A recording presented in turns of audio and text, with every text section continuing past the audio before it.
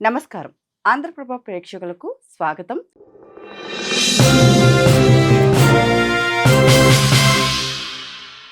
గుడ్డులోని పచ్చసొన తింటే ఏమవుతుందో ఈ వీడియో ద్వారా తెలుసుకుందాం.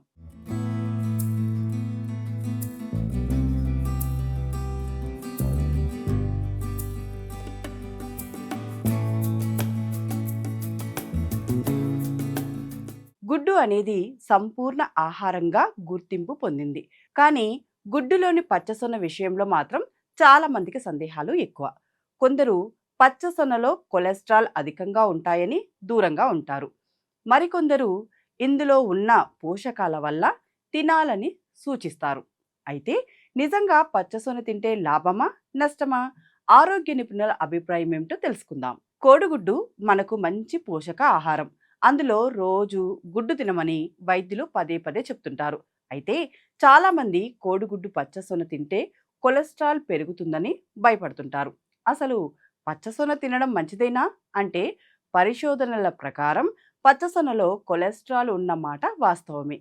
కానీ ఆహారం ద్వారా వచ్చే కొలెస్ట్రాల్ అందరిలో బ్లడ్ కొలెస్ట్రాల్ను పెంచదు.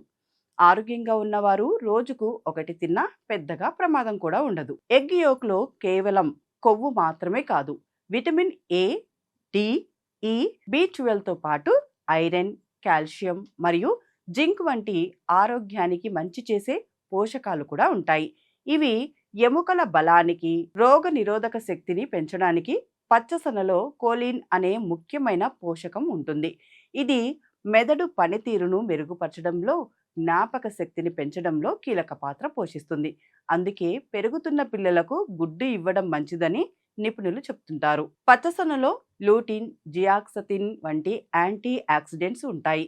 ఇవి వయసు రీత్యా వచ్చే కంటి సమస్యలను తగ్గించి చూపును మెరుగుపరచడానికి సహాయం చేస్తాయి.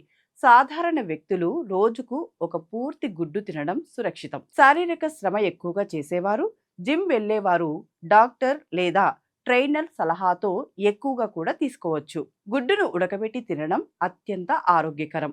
ఆమ్లెట్ లేదా ఫ్రై రూపంలో ఎక్కువ నూనె, ఉప్పు, మసాలాలు చేర్చి తినడం వల్ల గుండెతో పాటు పచ్చసొనలోని ప్రయోజనాలు తగ్గుతాయి.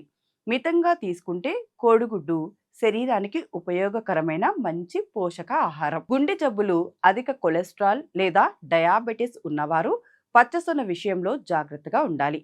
అలాంటి వారు డాక్టర్ సలహా తీసుకోవడం ఉత్తమం.